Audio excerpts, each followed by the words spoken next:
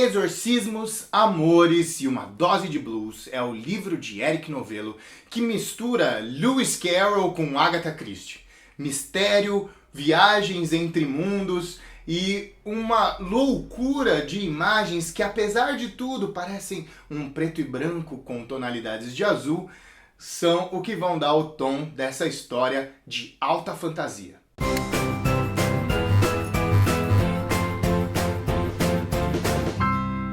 Na narrativa, você vai seguir a história de Tiago Boanerges, que é chamado para reavivar um antigo caso. Um caso em que ele falhou, e falhou muito seriamente. Ele tinha sido contratado para exorcizar a musa, mas não uma musa qualquer, mas uma musa com letra maiúscula, que já tinha passado por milhares de existências, influenciado milhares de mentes, trazido paixões, música e tudo mais para a humanidade inteira. O Tiago, é claro, não conseguiu lidar com tudo isso e falhou na sua missão. E perdeu muito mais do que pode parecer óbvio. E a gente vai descobrindo isso aos pouquinhos. É difícil falar desse livro porque mistério é a grande toada do livro. Ele vai te dando informações em pequenas doses de blues. E então é bastante perigoso avançar na descrição das coisas. E talvez eu seja meio ambíguo e um pouco solto nas coisas que eu vou falar, mas justamente porque eu não quero estragar a surpresa agradável que é você ir descobrindo aos poucos as coisas junto com o Tiago na sua missão. Quando o supervisor dele diz que a musa ainda está solta, ele fica assustado, mas ao mesmo tempo empolgado. Parece que ele ainda guarda um pouco da velha paixão que acabou sendo a causa de todos os problemas que fizeram com que ele falhasse em sua missão. O livro vai te levando então a descobrir mais sobre esse universo diferenciado, que tem coisas semelhantes com o nosso mundo e coisas absolutamente distintas daquilo que a gente está acostumado, e ao mesmo tempo ele também vai te levando a descobrir mais sobre esse caso misterioso. Tudo isso é feito com muita paciência e durante o começo do livro, às vezes você fica até irritado. Sabe aquelas pessoas que ficaram irritadas com Lost porque só tinha pergunta na série e quase nunca tinha resposta? O livro tem um pouco essa característica, tem muito pergunta. Né? Cada vez aparecem novas criaturas, novas instituições, facções, pessoas que têm relacionamentos antigos e você sabe muito pouco sobre eles. Então, tudo isso é muito bem arquitetado e muito bem costurado pelo autor, mas pode causar uma certa sensação de perdido e de confuso. Mas aos poucos, tudo isso vai se costurando, como em qualquer narrativa detetivesca, e você vai descobrindo cada vez mais e ficando encantado sobre como essas coisas estão muito bem encaixadas nos planos da musa.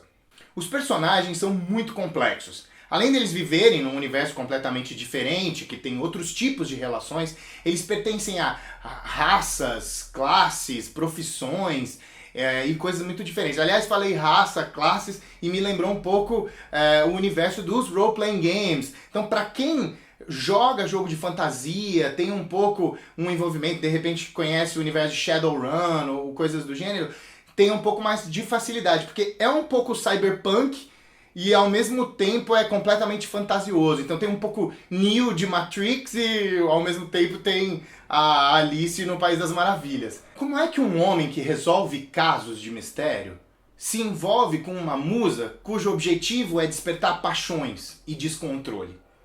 Talvez o que me parece muito interessante como uma metáfora para isso é que o Tiago coleciona alguns dos espíritos que ele captura em garrafas. E ele coleciona discos de blues que ele menciona ao longo da narrativa e isso é muito legal.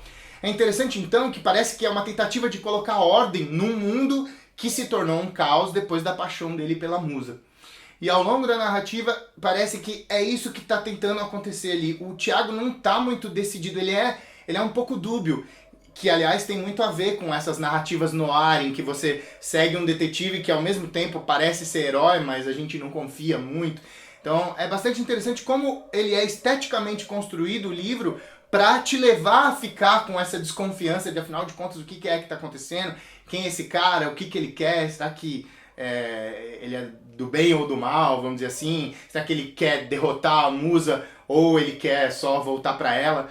E tudo isso o Eric vai segurando você até os últimos instantes, e é só bem no final do livro que você vai ter o alívio da tensão, e isso é muito legal, muito bem construído. Para quem leu o outro livro do Eric Novello, Neon Azul, tem um crossover que faz com que uma das criaturas que estão lá no outro livro apareça aqui, e ele faz uma participação muito especial. É um gostinho muito legal, que eu já senti quando eu li o Neon Azul, em que entre um conto e outro você tem um gostinho de reler e relembrar alguma coisa. O Eric faz isso muito bem. O livro tem algumas ilustrações no meio, e quando você olha para essas ilustrações e lê a narrativa, dá uma vontade que a editora Gutenberg faça uma graphic novel, porque esse é um tipo de universo que ficaria muito bem retratado através de quadrinhos. Porque quando você fica às vezes um pouco confuso, que criatura é essa? Como será que ele se parece, etc. Que acontece porque são muitas coisas que acontecem ao mesmo tempo, muitas informações. Se fosse um quadrinho seria algo brilhante, assim, nível Sandman, nível Neil Gaiman mesmo. E eu sinto que seria uma coisa que ajudaria ainda mais essa história a acontecer dentro da cabeça do leitor. Então fica a dica, quem sabe um dia eles se animam de fazer esse tipo de construção. Mas é isso, é uma narrativa de quadrinhos, é uma narrativa que tem todo esse ritmo, né, em que as perseguições e todas essas coisas vão se entrelaçando com um monte de informações a respeito de facções, raças e tudo mais, e toda essa mistura funciona muito bem ao longo da sua leitura. A viagem vertiginosa por esses mundos diferentes me fez pensar muito, me fez ficar confuso, me fez desejar a musa, e eu vou dar para essa experiência 4 lampadinhas. Foi uma experiência muito legal ter lido Exorcismos, Amores e uma Dose de Blues. É um livro que tem essa atmosfera detetivesca e vale a pena para quem curte esse tipo de narrativa. É isso aí, para mais conteúdo sobre livros e literatura, fique ligado no Cabine Literária. Se você gostou, clique no joinha e inscreva-se no canal para mais conteúdo.